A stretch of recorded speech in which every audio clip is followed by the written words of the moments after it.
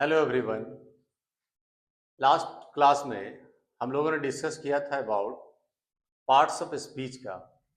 और हम सभी जानते हैं कि पार्ट्स ऑफ स्पीच का डीप नॉलेज होना बहुत ज़रूरी है, क्योंकि पार्ट्स ऑफ स्पीच के बिना हम इंग्लिश में बढ़िया नहीं हो सकते। तो चलिए बिना देर किए शुरू करते हैं पार्ट्स ऑफ स्पीच कोडिंग के स्टाइल में। देखिए, अगर इंग्लिश की शुरुआती दौर की बात करें तो सबसे बेस में होता है लेटर्स। जनरली लोगों से पूछने पर कभी कभी बच्चे गड़बड़ा जाते हैं और बोलते हैं कि लेटर्स ये तो फॉर्मल इनफॉर्मल, लेकिन जनरली वहां पर बात नहीं हो रही है। हम ए टू जेड जो हमारा है, ये 26 ये हमारे लेटर्स हैं। इनकी मदद से ही वर्ड्स बनता है। अब बात करेंगे कि वर्ड्स क्या है, तो कॉम्बिनेशन ऑफ लेटर्स मीनिंगफुल होना चाहिए। मीनिंगफुल कॉम्बिनेशन ऑफ लेटर, जैसे कि आपका हो गया सी ए टी कैट, जैसे हो गया ए सी टी एक्ट, जिसका कुछ अर्थ हो। टी एस सी टैक, इसका कुछ अर्थ क्लियर नहीं है तो ये वर्ड नहीं है। यानी मीनिंगफुल कॉम्बिनेशन ऑफ लेटर्स, ये वर्ड्स हो गया। अब लेटर्स तो हमारे पास 26 है, लेकिन वर्ड्स ये लाखों लाख हैं। इन लाखों लाख वर्ड्स को 8 कैटेगरीज में बांट दिया गया है। मान के चलिए कि इंग्लिश वर्ल्ड के सारे वर्ड्स को 8 बड़े बड़े बॉक्सेज में घुसाकर बंद कर दिया गया है। इसी का नाम है पार्ट्स ऑफ स्पीच। हम जो दिन भर बात करते हैं, यही पार्ट्स ऑफ स्पीच के वर्ड्स हमारे मुंह से निकलते रहते हैं। चलिए बॉक्स नंबर 1 खोलते हैं। 1 नंबर में हम पाते हैं नाउन। अब नाउन क्या है? नाउन को आप तुरंत से समझ सकते हैं। देखिए, नाउन कोडिंग में हमने बताया है नेम, यानी all the names are nouns. वो नेम कुछ भी हो सकता है, आदमी का नाम, जानवर का नाम, फल फूल, चिड़िया, जितनी चीजें आपको दिखाई दे रही है सबके सब नाउन्स हैं।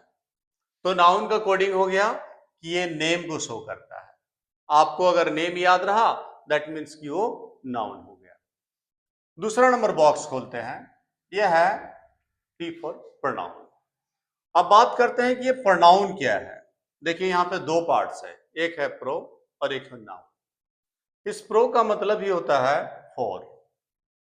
जैसे कि आप बाइक वगैरह में देखते होंगे, पहला बाइक आया तो पेशन आया, फिर बाद में उसका नाम मॉडिफाई करके वो किया पेशन प्रो।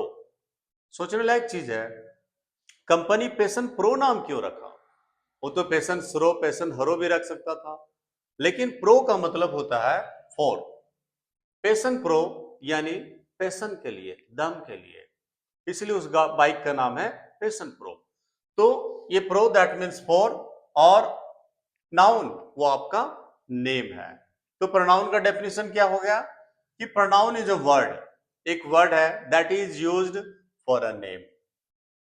किसी का भी नाम के जगह पर जिस वर्ड को हम यूज करेंगे वो प्रोनाउन हो जाएगा। तो अगर नाउन का एग्जांपल में हम लेते हैं राम, तो वही प्रोनाउन में उसी के चलते आ जाएगा ही। ठीक है, कोई भी, जैसे कि आप बॉय लिए हैं, आपने मान लिया काव लिया है, ये सब नाउन में आपने दिखाया। प्रोनाउन में आप ही दिखा सकते हैं, सी है, दे है, आपका आई वी सब इसी में आता है, और यू भी, यानी आई वी यू ही सी दे सब ये प्रोनाउन में आता है। तीसरा बॉक्स खोलेंगे, एडजेक्टिव। तीसरा बॉक्स क्या इसका कोडिंग है? कोडिंग में लिखा है क्वालिटी। बस एक वर्ड आपको याद रखना है कि एडजेक्टिव क्या शो करता है, तो क्वालिटी। डेफिनेशन क्या होगा? Adjective is a word that shows the quality of a noun और ए प्रोनाउन। यानी नाउन और प्रोनाउन की जो क्वालिटी बता दे, रंग रूप गुण दोष अच्छाई खराबी कुछ भी बता दे, सब का सब एडजेक्टिव होगा। जैसे एडजेक्टिव में आपका गुड है, वो बैड भी हो सकता है, न्यू भी हो सकता है, 1 2 3 भी उसी में आता है। ये सारे एडजेक्टिव्स के पार्ट हो गए। अगला बॉक्स खोलते हैं हम लोग, तो हम लोग वर्ब्स पाते हैं। तो वर्ब क्या है? यहाँ पे इसका कोडिंग लिखा है एक्शन, यानी जितना भी एक्शन होता है, चाहे वो खाना पीना, लेना देना, उठना बैठना, हंसना जीना मरना तक, देखना सुनना, सब एक्शन है। तो all the actions are verbs, कोई टेंशन नहीं, डेफिनेशन ऐसे ही याद होते चल जाएगा कि सारे एक्शंस चाहे वो गो रहे, कम रहे, या ईट रहे, या स्लीप रहे, कुछ भी हो, कोई भी एक्शन होगा वो आपका वर्ब है। अब है एडवर्ब। यहां से लोगों को थोड़ा सा हार्ड लगने लगता है कि क्या है वो। देखिए एडवर्ब, इसका हमने कोडिंग बनाया है ad plus verb. Very simple होगा। एडवर्ब इज ए वर्ड, क्या एक वर्ड है that add something to verb. देखिए एडवर्ब एडजेक्टिव में भी ऐड करते हैं, वर्ब में भी, एडवर्ब में भी, लेकिन आपको कम से कम एक तो कोडिंग याद रहेगा तो आपका हैंडलिंग हो जाएगा। क्या है? Add something to verb. ये कुछ जोड़ता है वर्ब में। जैसे रवि पढ़ता है, इस सेंटेंस में एडवर्ब क्या है? कुछ नहीं है। लेकिन रवि यहां पढ़ता है तो यहां एडवर्ब हो गया। रवि वहां पढ़ता है, हम लोग बोलते हैं ना कम सुन, इसका मतलब क्या? आकर सुनो? नहीं, वो सुन जो है वो एडवर्ब है। ठीक है। रवि कभी कभी पढ़ता है तो कभी कभी एडवर्ब हो गया। रवि नहीं पढ़ता है, ये नहीं भी एडवर्ब में आता है। ठीक है। तो एडवर्ब में जितना एलवाई वाला वर्ड होता है सारे के सारे एडवर्ब्स होते हैं। ध्यान ये दीजिएगा, जैसे स्लो का स्लोली होता है, फास्ट का फास्टली नहीं होता है। बहुत सारे लोग इसको बोलते हैं fastly, fastly is not a word. ध्यान रहे, स्लो का स्लोली तो होता है, फास्ट का फास्टली नहीं होता है, उसको फास्ट ही बोला जाता है। ठीक है। उसके बाद नाउ बोलिए, टुडे बोलिए, टुमारो बोलिए, सुन बोलिए, ये सारे के सारे जो हैं एडवर्ब्स होते हैं। ये ऐड करता है कुछ न कुछ बात में। ठीक है। अब बात करते हैं प्रीपोजिशन का। प्रीपोजिशन, पोजीशन पहले ही आएगा। इसका कोडिंग क्या लिखा हमने? ये रिलेशन कोडिंग लिखा हुआ। यानी आप वेरी सिंपल याद कर सकते हैं कि प्रीपोजिशन, अरे ये तो रिलेशन। डेफिनेशन क्या बनेगा? Preposition is a word that shows the relation of one word to other word. एक नाउन का दूसरे नाउन के साथ जो रिलेशन को शो करता है वही हमारा प्रीपोजिशन है। बिना प्रीपोजिशन के हम बात नहीं कर सकते। देखिए छोटा सा सेंटेंस मैं आपको दिखाता हूं, कहीं साइड में देखिए आप। मान लीजिए सेंटेंस है मीना का भाई मोटा है। ध्यान देने लायक चीज है। इस सेंटेंस में का जो है ये रिश्ता बता रहा है, ये प्रीपोजिशन का काम कर रहा है। आप इस का को डिलीट करके जरा सा बोल के देखिए, हो जाएगा कि मीना भाई मोटा है। अब मीना जो लड़की थी, मीना भाई जब बोल रहे हैं तो लड़का हो गया और वही मोटा हो गया, यानी मीनिंग चौपट हो गया। ठीक है। किसी ने पूछा कहाँ हो जी? मैं अभी तालाब में हूं। मैं हटा देगा अगर तो क्या बोलेगा? मैं अभी तालाब हूं। सोच के देखिए। पिताजी घर में हैं, मैं हटा दीजिए, पिताजी घर हैं। तुम बेंच पर हो, पर हटा दो, तुम बेंच हो। यानी बिना प्रीपोजिशन के हम बात नहीं कर सकते। प्रीपोजिशन क्या करता है? तो ये रिलेशन को शो कराता है। एक वर्ड तुम और बेंच पर जो रिलेशन बना हुआ है, तुम बेंच के ऊपर हो, पर हो, उसको यही प्रीपोजिशन दिखाता है। इसी में हमारा ऑन है, इन है, बाय है, फोर है, ऑफ है, ये सब इसी में आता है।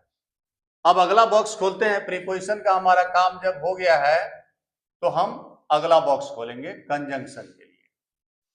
कंजंक्शन क्या काम करता है इसका देखिए, यहां पे कोडिंग में हमने लिखा है कनेक्ट। वेरी सिंपल, इसका काम दिखाया गया है कनेक्ट। तो क्या कनेक्ट करेगा? ये कनेक्ट करता है टू सेंटेंसेज को, टू फ्रेजेज को। ये दो अलग अलग वर्ड्स को, अलग अलग सेंटेंस को ये पकड़कर स्प्रिंग का काम करता है। छोटा सा एग्जांपल देखिए, तुम खुश हो क्योंकि तुम्हें लॉटरी लगी है। तो तुम खुश हो, तुम्हें लॉटरी लगी है, दोनों कनेक्ट कौन कर रहा है? आप बोलिएगा क्योंकि। तो क्योंकि जो है ये हमारा कंजंक्शन यानी कनेक्टर है। 9-10 में इसको कंजंक्शन के रूप में नहीं समझाते हम लोग, कनेक्टर के रूप में समझाते हैं। बुक में ही रहता है कनेक्टर। तो इसमें आपका एंड है, बट है, बिकॉज है। देखिए बिकॉज बोलिएगा ना, बहुत लोग इसको बिकाउज बोल देते हैं, ये बिकाउज नहीं है। ठीक है, बिकॉज।